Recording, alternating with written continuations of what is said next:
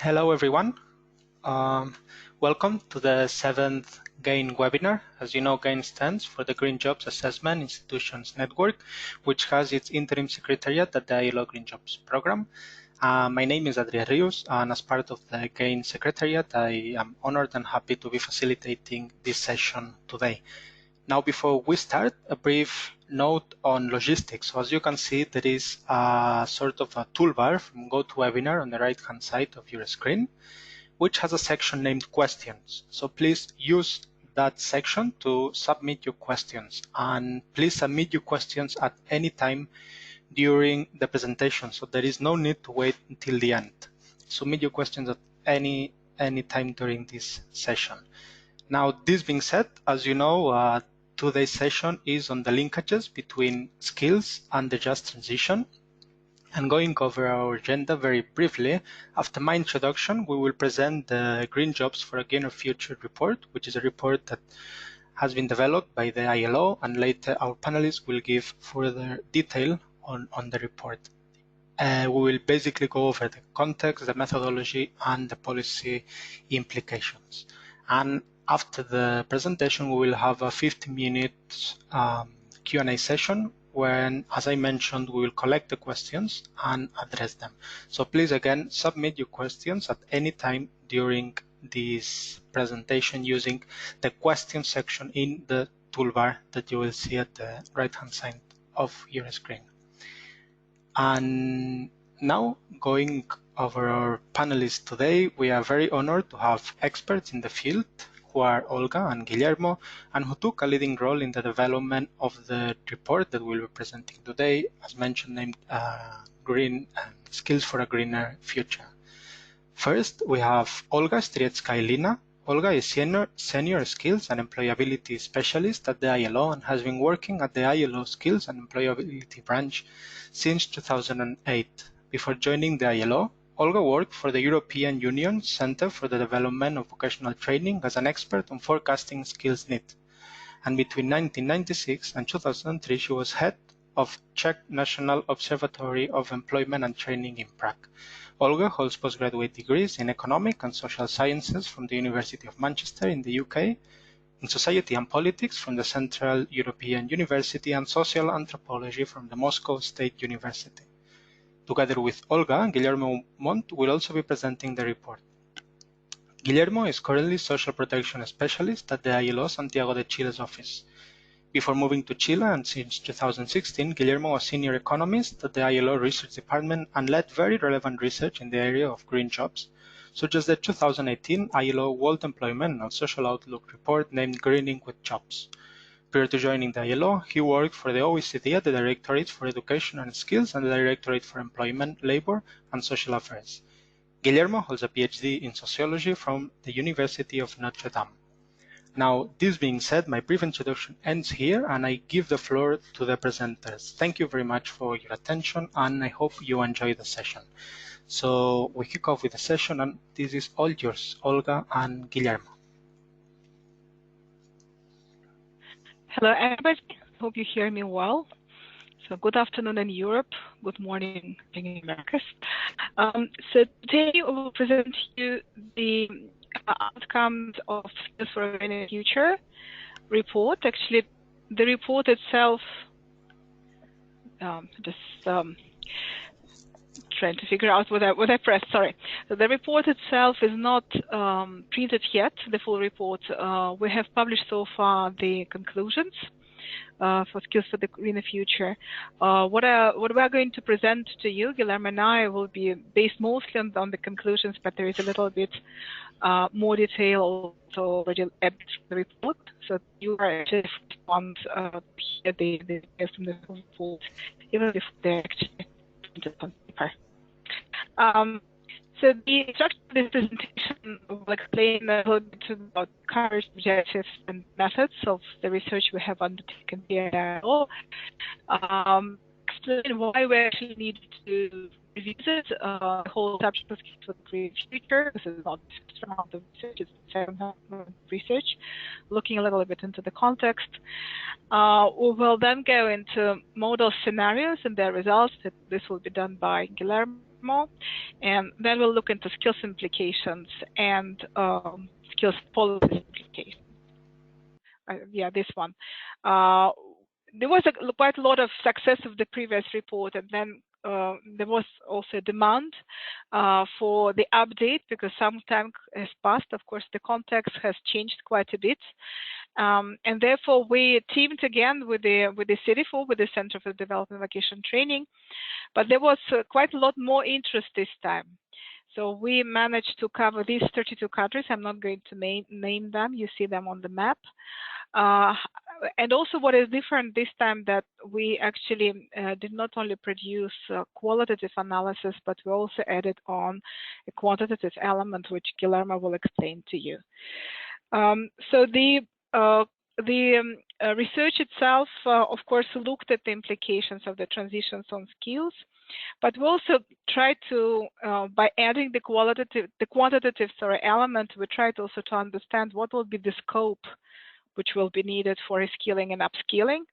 What is actually the size of the problem by 2030? And also we looked at the progress which was achieved since 2011 by comparing the results for those countries that participated in both rounds, and looked also at specific policy areas, including for those groups which are disadvantaged in the labor market, also trying to understand which ones are actually disadvantaged. So in terms of changing context, we found actually this round of research in a quite different situation. So on the one hand, on the side of the global warming, there were global warming worsening, and at the same time a little bit of global warming in global policy, which is a positive side of the story. So CO2 emissions have grown, greenhouse gas emissions and pollution also were on the rise. A lot of that is really responsible overexploitation of natural resources, and this is especially the case also for low-income countries who are fully dependent on natural resources, and even though sometimes they are the least really responsible for climate change, they also have the harshest consequences. So that's why now in our study we had maybe a little bit more overrepresentation of developing countries. We were sort of a little bit less interested about how the situation looks in developed countries, but actually it turned out to be quite interesting to see the comparison between different income level countries, because when we speak about the developments on the global arena, of course, they were positive. We had these two major breakthroughs, Agenda for Sustainable Development 2030 and the Paris Agreement. But if we look actually at the changing sort of policy climates at national level, they were not that promising at all. And there was a lot of regress there, which also was reflected in eventually also social policies that are linked to just transition. And I will explain a little bit further. So anyway, the Paris Agreement, of course, had all these important commitments to the implementation of the nationally determined contribution.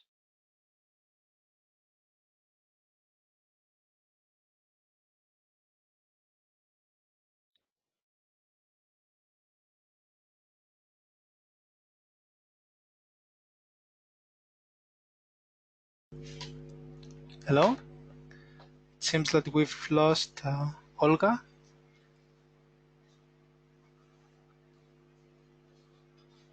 Hear me? Yes, now it's good.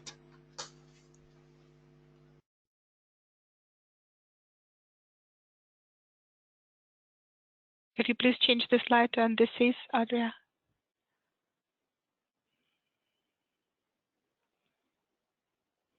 Yes. So if we speak about nationally determined contributions, what we did, we actually reviewed their composition. And while a lot of them have very ambitious targets in terms of mitigation and adaptation measures and really prioritizing different sectors, there are not always matching skills development components. And in fact, if you look at the results for 169 countries, we found out that 22% actually don't plan any human capital development measures at all. But in fact, we think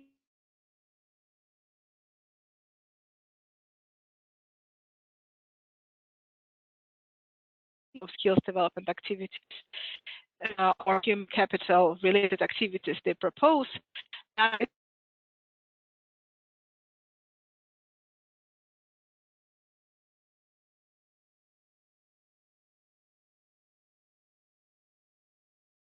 The commitments which are actually done through NDCs.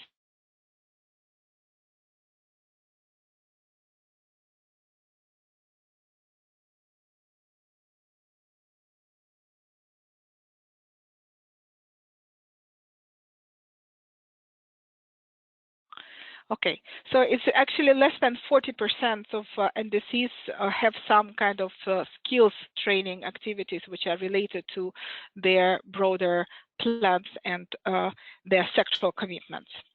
So in our methodology of research, we combined qualitative studies in 32 countries, national studies. We also added a small-scale expert survey on policy coherence. Then the model which would be explained to you by Guillermo, which was based on input-output modeling and really compared transactions between 163 industries across 44 countries, was combined with analysis of labor force surveys to understand the structure of employment and have a projection into energy sustainability and circular economy scenarios, these two scenarios, energy transition and circular economy scenarios by 2030. And then what we did also, we added the US real-time scrapped vacancy data, the so-called big data, supplied by burning glass technology as a proxy to understand what it means, what all this means in terms of skills implications. So let's now look at some results. Now it's over to Guillermo. Thank you, Olga. And yes, I will explain one component of the findings. As Olga mentioned, we used multi-regional input-output tables to estimate the changes at transition towards energy sustainability or towards a circular economy would bring about in terms of occupation, in terms of skill levels. So I'll walk you through what we did, and these, while Olga mentioned that the qualitative studies focused on 32 countries, this analysis is at a world level. So basically we have multi-regional input-output tables that are a model of the global economy. And you have it maps the trade from one industry in one country to another industry in another country. So for example, in the figure you have on the columns and the rows, you have how industry A, say coal, sells coal to electricity generation in country B or in region B, and that way you do it for 163 industries and you map all the exchanges in the economy. In green below, you have the implications for what it means in terms of what we call in input-output tables satellite accounts, which could be the implications of unemployment, as it maps how many people are employed in each industry in each country, and through the trade involved, you can see how through the value chain how many people are employed in that particular area. And you also have environmental extensions like greenhouse gas emissions or other types of pollutants, land use, etc. We focus specifically on environment and since this, we focus specifically on employment. And what this does is, since you have a map of the whole economy, you can alter certain components of the table to simulate what an economy that has energy sustainability or that operates under certain principles of the circular economy, what it looks like. And then you can compare the two scenarios, the baseline with the one that you've adjusted to estimate the employment impact. So we use, and if we can move to the next slide, we use Exiobase, which is one multi-regional input-output table. It has world coverage with specific detail for 44 countries, and the rest of the world is grouped into 5 rest of the world regions. So we have, for example, most European countries and a rest of Europe We have the United States, Canada, and the rest of the Americas. And for each country or region, we have a map of their 163 industries with socioeconomic extensions like employment or the skill level of this employment, divided into high, medium, or low. And I'll present you some results that we've published already in the World Employment and Social Outlook in 2018, in which we map the employment impact of the energy transition. And this we do at the industry level. Now, this is an important issue, and we'll get back to this. And just to put an example, by moving towards energy sustainability, that is, countries achieve the commitments laid out in the International Energy Agency's path to limiting global warming to 2 degrees, we find that most job creation in a path towards energy sustainability is concentrated in construction and the manufacturing of electrical machinery. And this is for 2 reasons. One, construction is because of the transition towards more energy efficiency, so higher energy efficiency. So as in the scenarios to achieve to limit global warming to 2 degrees, you have one component in which you shift the energy matrix towards renewables, non-fossil fuel-based energy, and another one in which you increase energy efficiency, and that is highly labor-intensive and concentrated in the construction sector. Manufacture of electrical machinery and apparatus, this is related mostly to the growth in employment in the renewable sector, and as well in mining of copper ores and concentrates to feed in to the electrical machinery and apparatus that are required for this shift in the energy matrix. Now, as crucial in a transition towards energy sustainability or towards a green economy more in general, you also have job destruction, you have jobs lost, and these are concentrated mostly in petroleum refinery, the extraction of crude petroleum, and other fossil fuel related sectors, which is important because it starts telling us a bit about where the jobs that will be created and where they will be lost. But it tells little about the skill levels or informs little about skills policies, because in construction or in the manufacture, you have managers, you have technicians, professionals, but also sales workers, plant machine operators. An industry in general has a whole range of skill levels, so it tells little in terms of what skills we need to develop or what policies we need to implement at the skill level. So in XIOBase, we have the skills distribution of each industry in terms of 3 very broad and coarse categories: high, medium, and low. So we see in this graph, and this is also already published in the World Employment and Social Outlook in 2018, that most job creation is concentrated in medium skill levels. So this includes clerical support workers, service and sales workers, skilled agriculture, forestry and fishery workers, craft and trades, plant and machine operators. But we don't know much detail beyond that. So in terms of skills policies, the results we had in 2018 are very limited, which is why we wanted to go a bit further and analyze the implications at the specific occupational level. And these are the results that are contained in the book we're presenting now, in which the conclusions are already out, as Olga mentioned. So what do we do? How do we move from this very coarse category towards very more detailed occupational level analysis? So again, as I mentioned earlier, XIOBase has data at 163 industries, but to analyze the impact on skills, we required decomposition at the occupational level. And for that, we need to go beyond the specific information in XIOBase. So how do we achieve that? And we can move on to the next slide. And we first estimate the distribution of each industry. So we have 163 industries, but we need to know how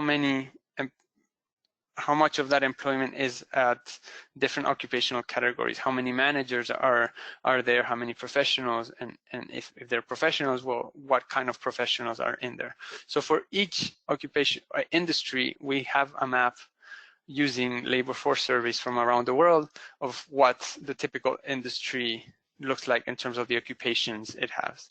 We match that information to the industries in Exiobase and then re-estimate the creation and destruction of jobs by using the shares of occupations. And there's an important category here that we estimate the creation, the destruction, but also the reallocation, because we have, again, we have a manager that works in, or a sales worker that works in the coal industry, selling coal to electrical plants, but that those skills are also useful as they transition, as a job for sales worker opens up in another industry in the energy transition. So that's why it's important to identify how many jobs from one specific occupation may disappear from one industry, but they also will appear in another industry, and that's what we call reallocation. That's what we say, they're new jobs that can absorb potential layoffs from another industry. Now, there are important assumptions here. With the models we have are towards 2030, but we assume that throughout the time towards 2030, the occupational structure we observe today remains relatively stable. And we tested that in comparing occupational structures that we observe today to those observed 10 or 15 years ago, and they do remain stable. So that is a tenable assumption towards in a respect. The same goes for the gender share as we analyze the effects and the impact across gender, and that the impact is also relatively similar across countries, or because the occupational structures remain the same. Now, let's talk a bit about the results. We can go back then and in the Q&A and discuss the methodological details. But in broad terms, when we analyze the jobs that will be created, those that will be destroyed, and those that are potentially reallocatable, we have that in total there will be 25 million jobs created and around 7 million jobs that will be lost. Of those 7 million that will be lost, 5 million will be in occupations that will appear in these new jobs. So these will require, rather than complete new retraining of workers, it will require an updating in the new industry and mobility across industries or countries. Now, 20 million new jobs altogether will appear, and those will require training, and 2 million will be lost and will not necessarily be absorbed in another industry or another country. So these are workers that need complete new retraining and reskilling policies. So those are the general kind of findings as we move towards energy sustainability. And where are these jobs? And this graph summarizes the job creation and destruction that we can estimate towards 2030. So to the right hand side, in zero we have the creation, and in dark we have the new jobs, completely new jobs that will be required. So for example, in building and related trades, excluding electricians, we need around more than practically 3.5 million jobs, and even more, that cannot be absorbed from jobs that would be lost. A few, very few, which is the light blue towards the further right ends, will be absorbed by laid off workers, say from countries that have lost economic activity as a result of the transition. So we can estimate that building and related trades will lose employment. These could be absorbed in other countries that benefit more from the energy transition. The same happens for laborers in mining. Most jobs created there will be satisfied by completely new jobs rather than reallocation. When we talk about science and engineering and associate professionals, towards the middle of the table, most jobs created there in those sectors, the new jobs that will appear, can be satisfied by having science and engineering professionals in, say, the petroleum and refinery industry, moving into other industries that appear. Those are the broad results. So most in the energy sustainability scenario, and consistent with the graph presented in the previous slide, most jobs in most industries will be completely new jobs, and a few will have the potential to absorb laid off workers. This is the case in science and engineering and associate professionals, but also electrical workers, drivers, and stationary plant and machine operators.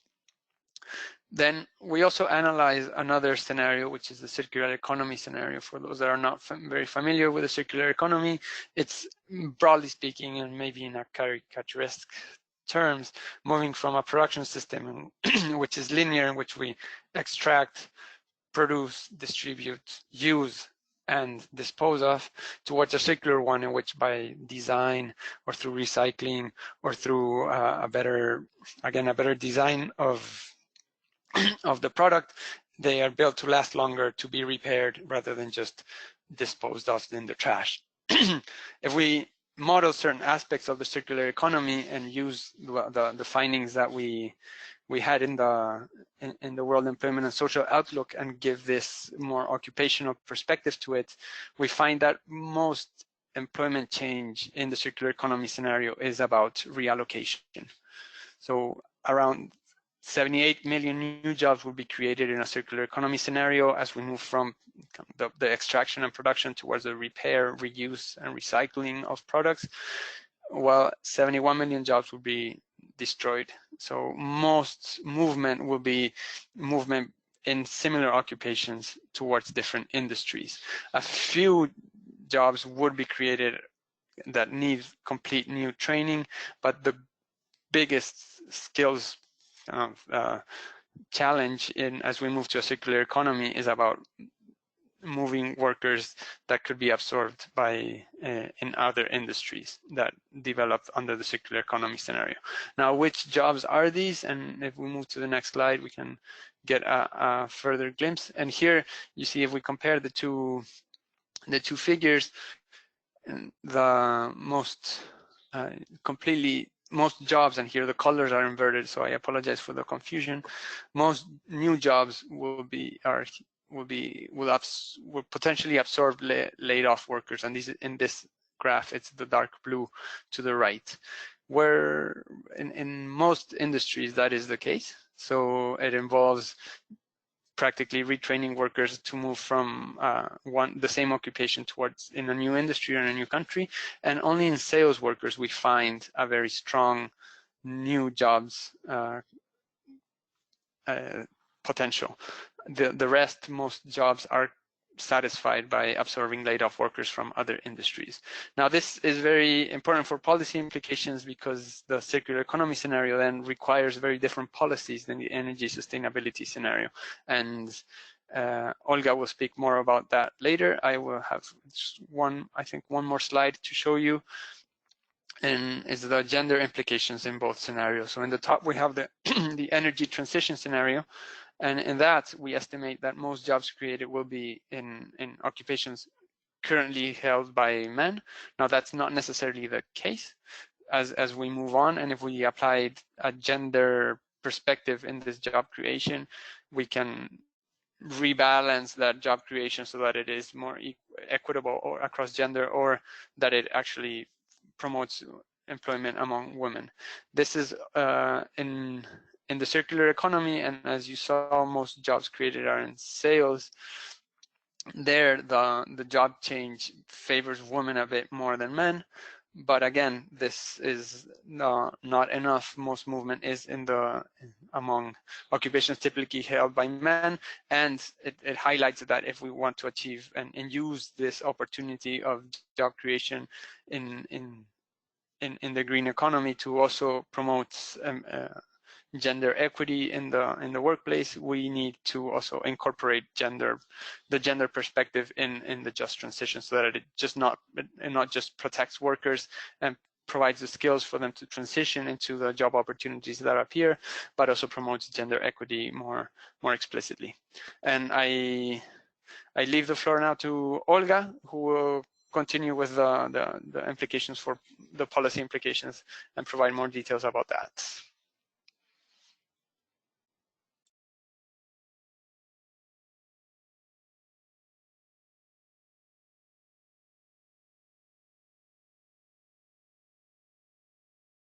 Yes, no, I managed to unmute. I continue experiencing technical difficulties. I hope you will cope with me. So thank you, Guillermo.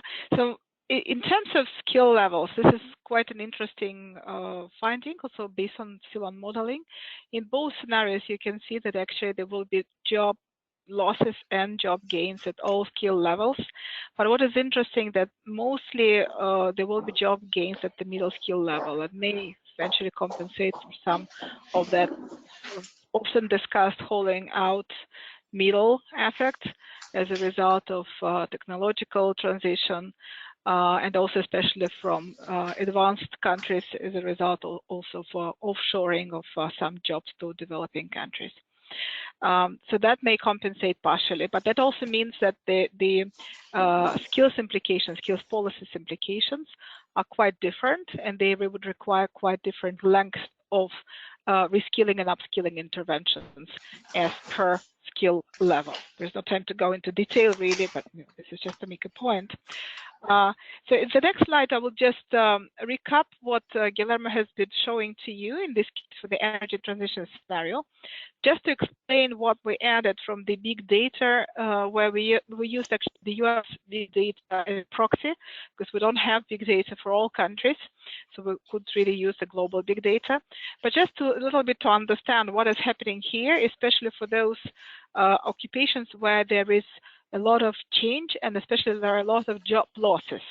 So in this case, in the energy transition scenario, as an example, we took ISCO 21, which is corresponding to science and engineering associate professionals. And we looked at basically this occupation, ISCO 21, in those sectors which are going to lose jobs and those sectors which are going to gain jobs. And we looked at the overlap of skills.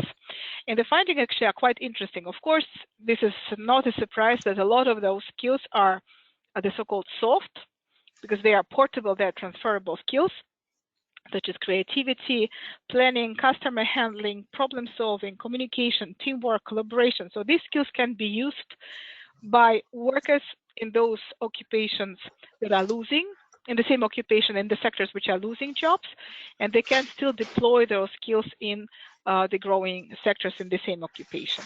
But what is also interesting, that there are some skills which are transferable, which we cannot really say that they are soft. They are sort of semi-hard, some of them related to IT, but also some transferable skills such as research or scheduling or budgeting, and some technical but still transferable. So for example, engineering, mechanical engineering skills are something what also provides a very good basis for deploying these skills in growing sectors.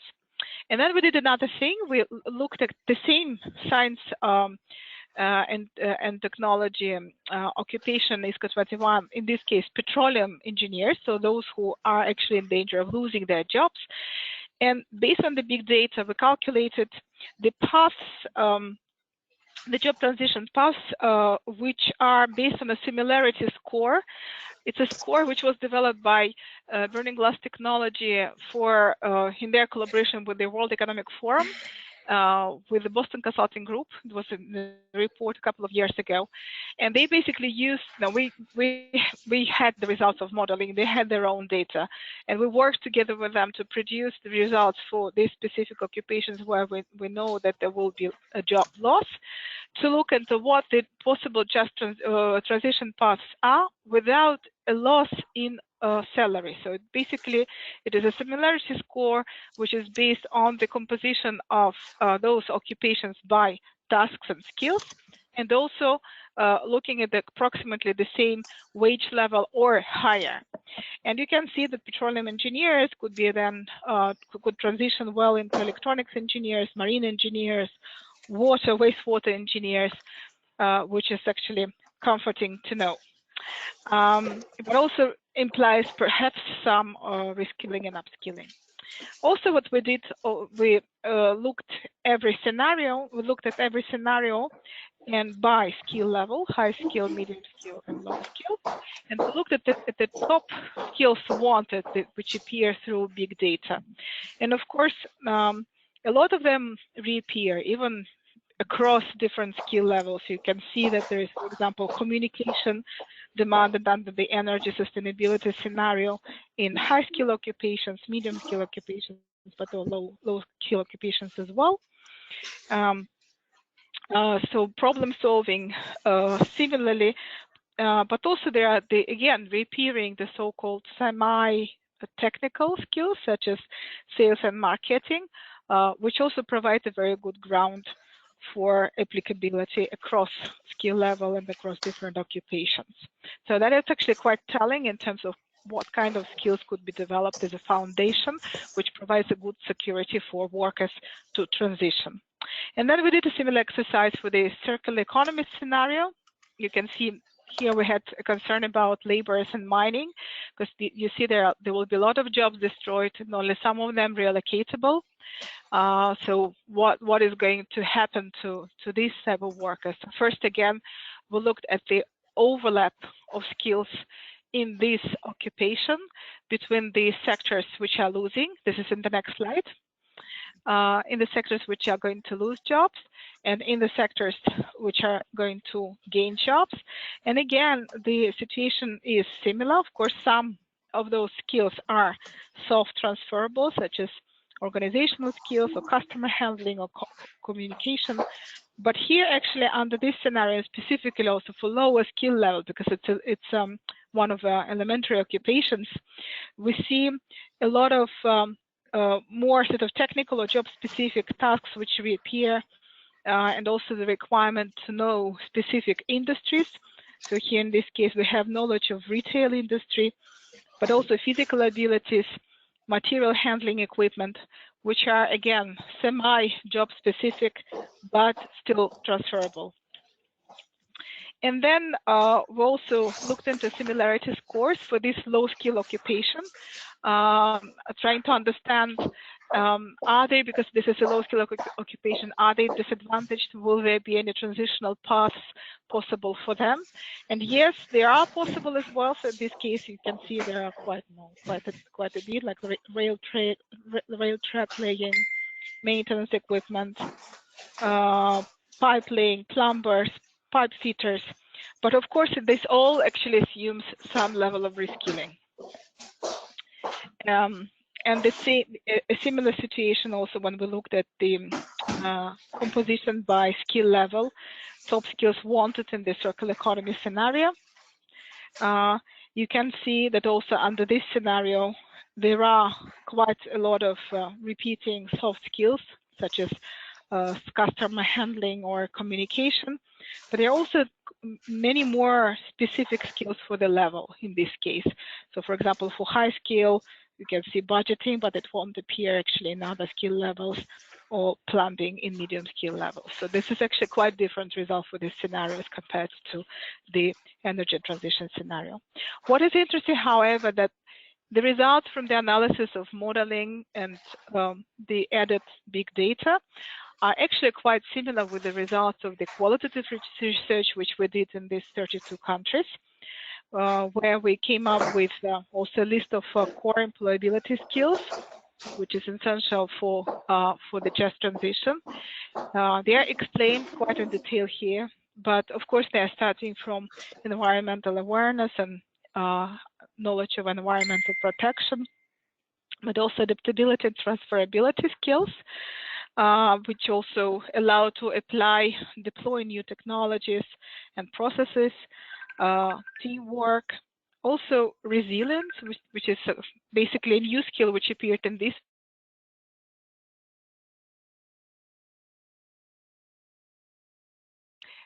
resilience, which appeared in this round of research, It wasn't the case in the first round of research. And I think this is a specific core skill which is linked to the whole anxiety which is given through the unpredictability and the whole disruptive nature of transition, including the transition to environmental sustainability.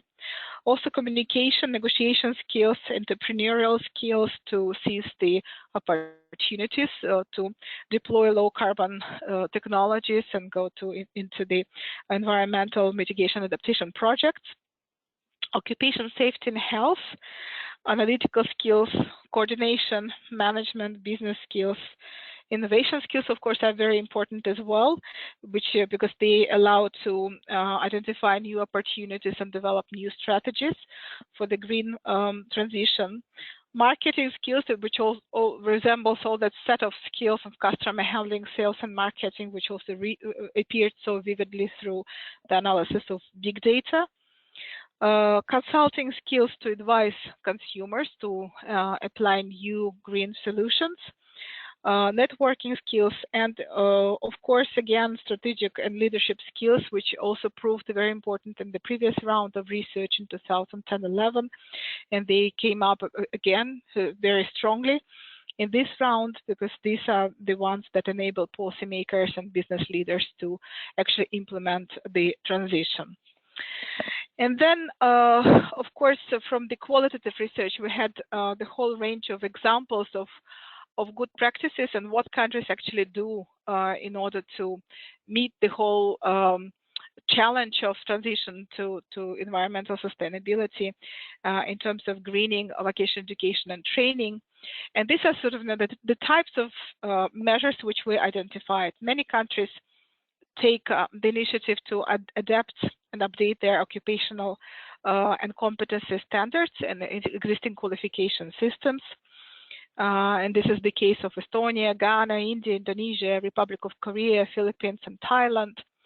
Some really put the emphasis on building the efficient governance system. So they developed national committees, they developed sectoral skills councils, where they exchange the information and also they exchange the ideas about implementing new policy measures to meet the demand for just transition.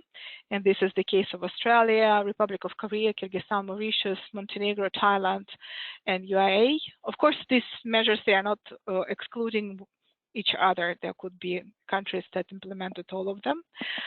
And then some countries actually did not approach it from the side of adapting competency standards or occupational standards or qualifications, but rather the inputs, the programs, training programs themselves.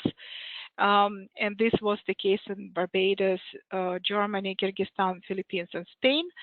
And these countries also put a lot of emphasis on the adaptation of related regulations and education training. We implemented a small-scale expert survey and compared the results of our country-based qualitative studies to understand what the situation is in terms of coherence between environmental policies and skills policies. We did the same exercise in the previous round, so we could actually compare also how countries progress. So these are the groups that appear on the side of policy coherence, and you can see that there are some top performers. They're the same actually as the last time. These are most European countries, as you can see here. But there are some countries that have also progressed since last time, and some countries which have regressed. Actually, we can see it in the next slide. We have little time, so I cannot really explain too much detail on each graph. So here we have by the income level of countries. You can see that high-income countries have actually regressed on the side of social policy, and in this case, the skills policies. And this is very disappointing news, of course, and this is related to that situation which I explained at the beginning, that actually at national level, the politics did not really play to the same kind of progress that happened at the international level. And perhaps because a lot of measures were undertaken earlier, high-income countries were a little bit more relaxed in terms of social policies, including education training policies. And there was some regress there. other levels of countries, they have progressed a little bit, but we also know that those so-called low performers in the first round, they were still performing quite poorly. So there was not much progress, even though compared, when you look at averages by income level, it looks quite okay for developing countries. But if you look actually at the country by country situation, you know that low performers actually stayed as low performers. Relatively, they have not progressed much. We also know that social dialogue as well as interministerial coordination, they are really key criteria. There is very strong correlation between policy coherence and the presence of institutions of interministerial coordination and institutions that provide platforms for dialogue between private sector and government, the social dialogue. But if we, in these correlations, we also have them, they are really strong. But however, if you look at the specific participation, the extent to which employers and the extent to which workers' organizations participate in skills policies for green jobs, you see there is a lot of difference between countries. And especially in terms of involvement of workers, the situation is really not very optimal in fact, very different level countries. You see this is the case in Australia, this is the case in the Philippines, this is the case in United States, Guyana, Egypt, Ghana, Mauritius, Mali, and many others. And this happens at the background of the situation that we really know that social dialogue is instrumental for policy coherence, and therefore really supports policy coordination and matching supply and demand, meeting the demand for skills in order to implement just transition. We looked also at the what are the other policies, again by income level of countries. And of course, the result by income level is not very surprising. Of course, high income countries, they have more types of policies implemented and they have excelled in them much better. And apart from what Guillermo has already mentioned about gender perspective and about meeting the specific situation of specific target groups, especially low-skilled people, and also retraining of mid-level occupations and towards mid-level occupations, we look at the sort of different types of policies. And these are the factors which were identified as enabling. So these are having sectoral skills policies in place and related, often also related governance mechanisms, having interministerial institutional frameworks that provide coordination of environmental skills policies, having in place the institutional framework for collaboration between government and social partners, and also implementation measures in form of action plan or other types of planning, including budgeting and responsibilities, as well as monitoring and evaluation.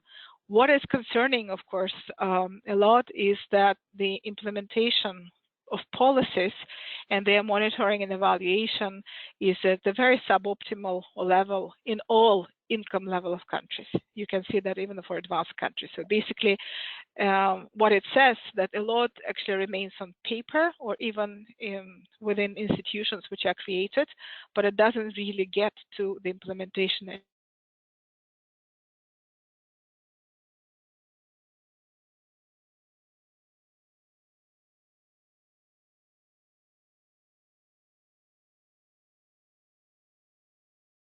Out soon. For the moment, you can already read the key findings. Thank you.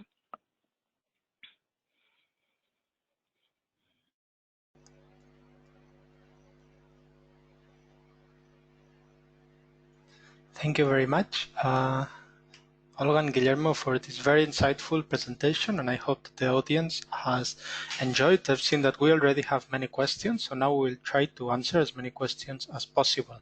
So now we go into the Q&A, and we would like to ask the audience to ask more questions. And in the meantime that you submit your questions, I think we can start addressing those questions that were raised during the presentation. So maybe I think, Olga, we start with a question that I believe is for you. We have Alice Caudia, who asked about, her question is that for developing countries, the implications of the transition towards a circular economy and also the energy transition, what will be the implications on poverty eradication and particularly for youth employment? So I believe the main point is what are the linkages between this transition, the jobs and occupations that we'll see that will emerge, and those skills that will be needed in relation to youth employment and unemployment in developing countries.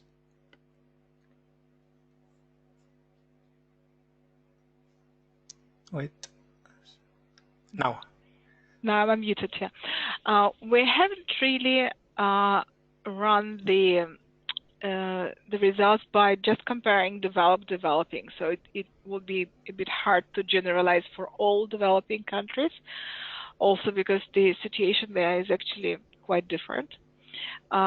But overall, everything depends really on policies and how they are implemented. As we see, as a result of energy transition and circular economy scenarios, the net employment effect is actually positive, and it is positive across countries. So it's not only for advanced economies, it's also for developing countries. Now, of course, that does not happen automatically. It's not by default. It would require really good policies to implement, policies to transit actually to renewable energies, abandon the old practices of based on fossil fuel generation, transit to circular economy, and accompany all those measures by reskilling and upskilling. And something that I really wanted to underline, Guillermo presented all these beautiful graphs on job losses and job gains. So in fact, you know, this is of course a scenario, but in fact, we don't have to lose any jobs. I think this is an important point.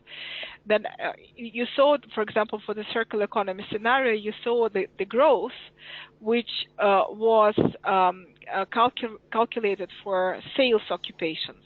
That means that all those jobs which are actually calculated as potentially lost in occupations which are not jobs related to occupations where jobs are not realocatable into the same occupation towards growing sectors, they will need to reskill to, for example, in this case, sales occupation.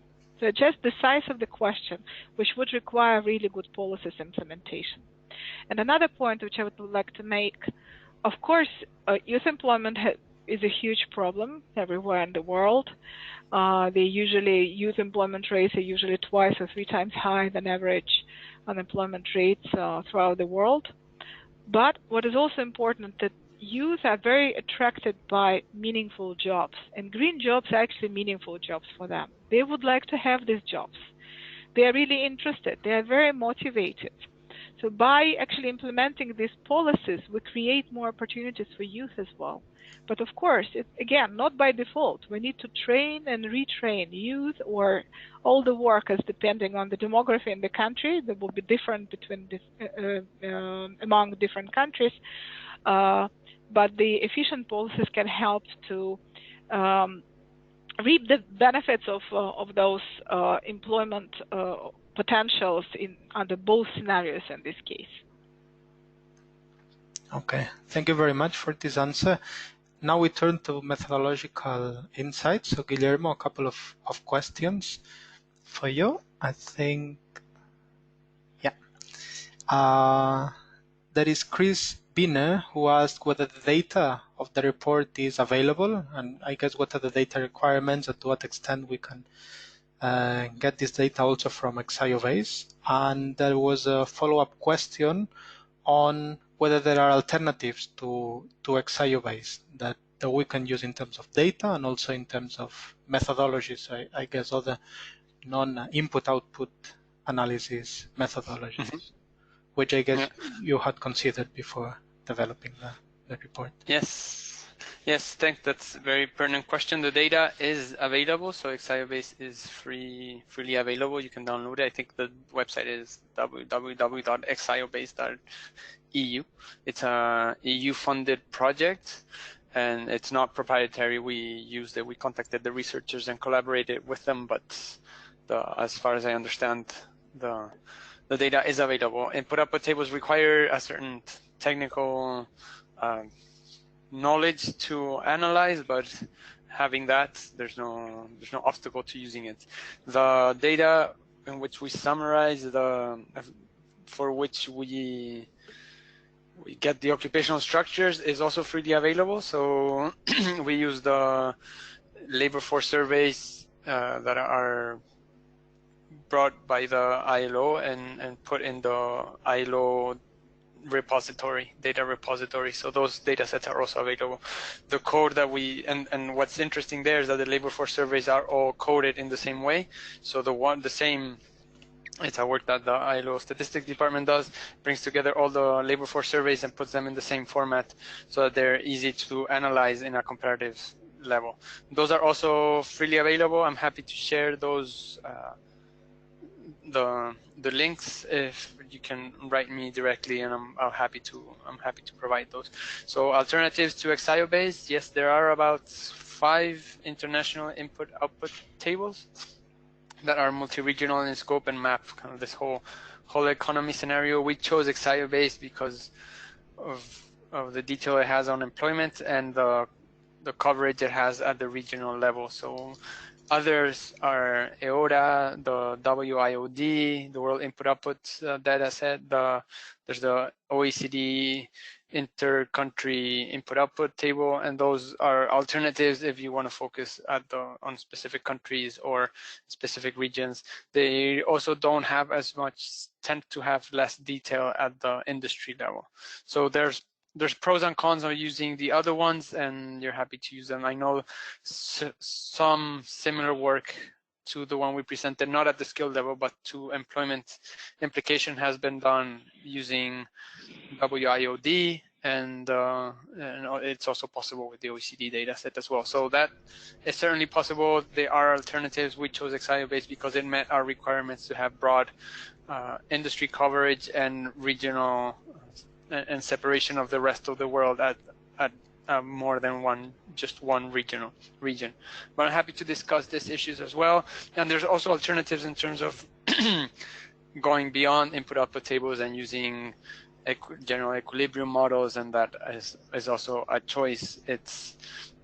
We chose input-output tables because it's easier to identify the specific levers that you want to analyze and their impact on employment. But it's true that if you want to analyze how price changes or how dynamics in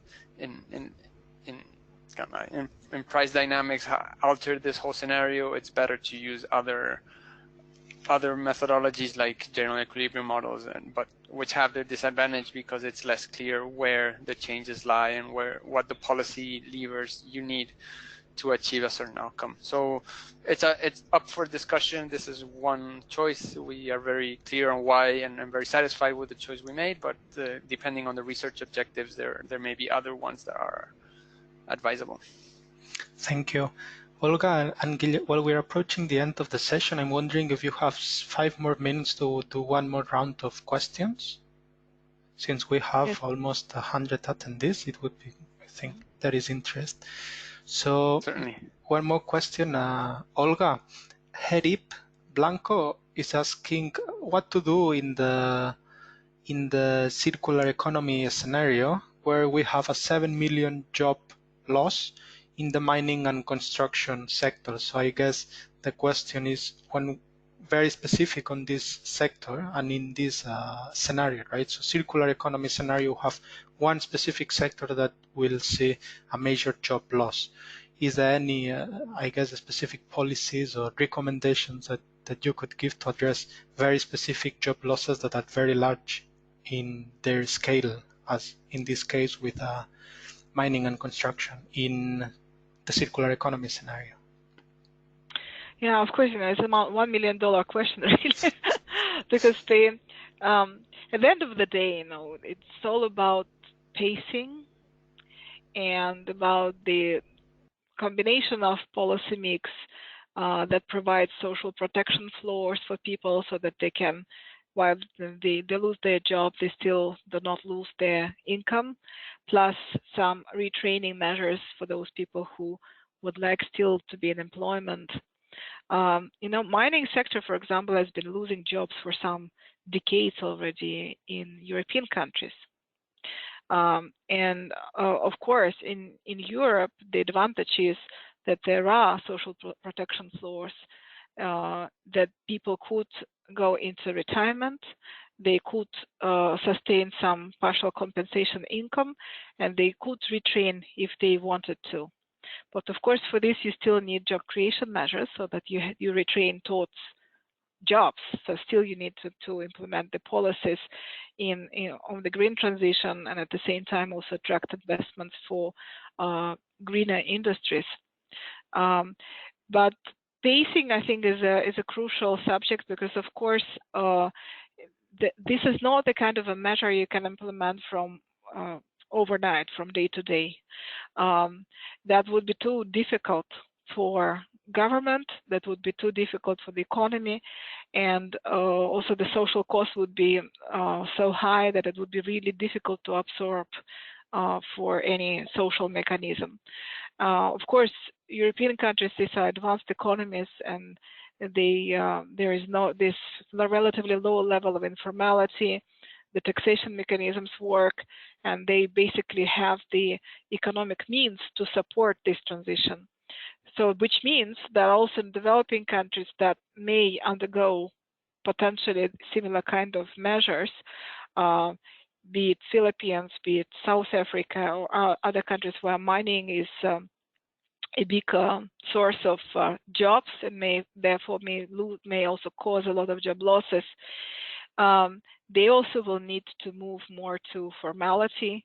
They will also need to increase the social protection measures. They will also need to see how they can compensate workers and how they can retrain them. And this all has to be multiplied by the efficient measures in job creation through entrepreneurship, through attracting investments for the same localities and neighboring localities where the jobs are going to be lost, and pacing that well, training, retraining, plus the decrease the decrease of the increase in the job layoffs in harmony, in balance with each other. This is, of course, the key and the most difficult part of the story. Thank you very much. Guillermo, one last question for you on the results of the modeling. It is quite specific. It is asking what does explain the difference in scale in terms of the million of jobs lost and gained between the two scenarios. So if we look at the energy sustainability, we have 25 million jobs created, 7 million jobs lost. But if we look at the circular economy, we have almost 80 million jobs gained and 70 million jobs lost. So there is a huge difference between the two scenarios. Is there any specific reason for that?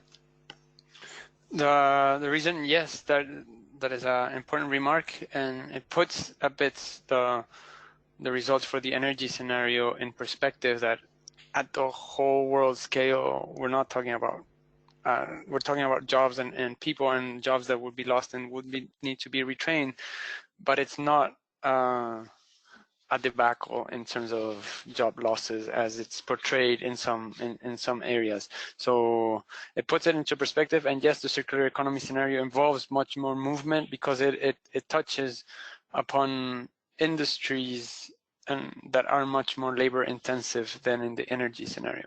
So in energy scenario, we're talking about changes in coal and petroleum, which in general are not as labor intensive as waste management or repair or services. Most of the circular economy scenario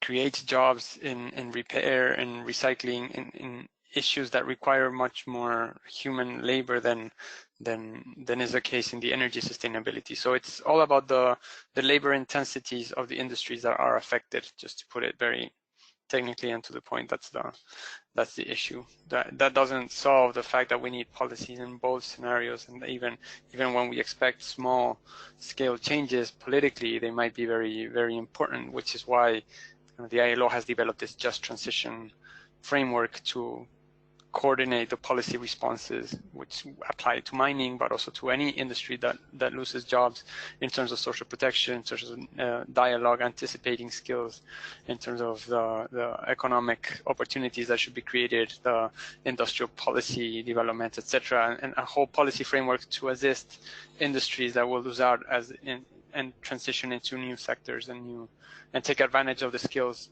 pool that is available. So again, as Olga said, the scenarios that we present is, if we do nothing and leave things as is, then these are the results we can expect. As Olga mentions, we can expect also much fewer job losses if we couple these transitions to industrial policy developments and to identifying what skills will be available and promote industries that take most advantage of that. So again, this is to inform the debate. It's not a deterministic scenario, and it's something that we can use to develop policy as we move towards the transition. Thank you very much. I think now, since we are a little bit out of time, we will end here the Q&A. I would like to inform the audience that we will collect the questions and then we will provide the answers later on in a sort of follow-up post-webinar email. And before we end, I would like to give the floor, if you wish, Guillermo and Olga, to give a 1 minute wrap up, each of you, if you wish. Would you like to wrap up, say briefly, last comments on the session today? Yeah, I'll give the final word to Olga, who's the main author and developer of the skills discussion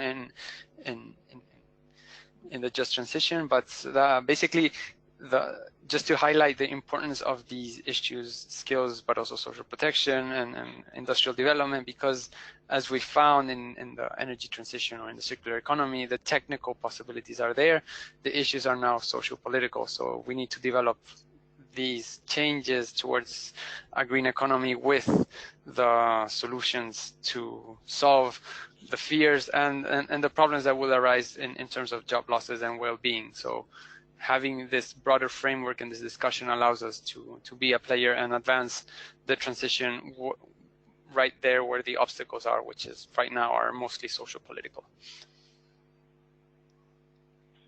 Yeah, thank you, Andrea. Can you maybe go one slide before the last? Because there are some publications I just wanted to draw attention of people to the publications which are all related to the problems of skills for the just transition, and they can find more information in them. My last word, well, thank you very much for organizing that, and it's actually great to know that there's been such an interest. There are 100 people watching us. Thank you very much for spending your time with us. This is great. And just to tell that I think the key is really in the policies which have this coherence, coordination between different policies. It's really a mix of different approaches, and this is how the whole ILO Just Transition framework stands. But also if we look at the specific policies mechanisms, such as, for example, skills in this case, we also know that the success really is when there are interministerial mechanisms, for example, for communication, again, CO, the same communication between policy and skills development and environmental climate change policies, and coordination, those platforms, governance mechanisms, and implementation mechanisms that actually make the policies happen in a coordinated way between demand policies, demand-related policies, job creation policies, and supply policies, education and training. So policy coherence is the answer. Thank you very much, Olga. I think this is a very good. This is a very good way to end our session. So from my end, I can just thank you very much for the audience to be here. As Olga mentioned, or Guillermo, to spend this time with us. We're very happy to be able to organize this session and to know that it has so much interest. And of course, I would like to thank you, our panelists and experts, to share their insights on the report that they developed together. So Olga and Guillermo, thank you very much. I would just like to add that, as I mentioned before, there will be a follow-up email to all the registered attendees with the questions answered and further information. So this being said, I hope maybe we can meet again for the 8th GAIN webinar. As you know, this is a GAIN webinar series, so this is the 7th, then we'll have the next one in the following month, in late November. So I hope we will meet again. Thank you very much for your attendance, and I hope you have a great rest of the day. Thank you very much. Thank you. Bye. Thank you. Bye.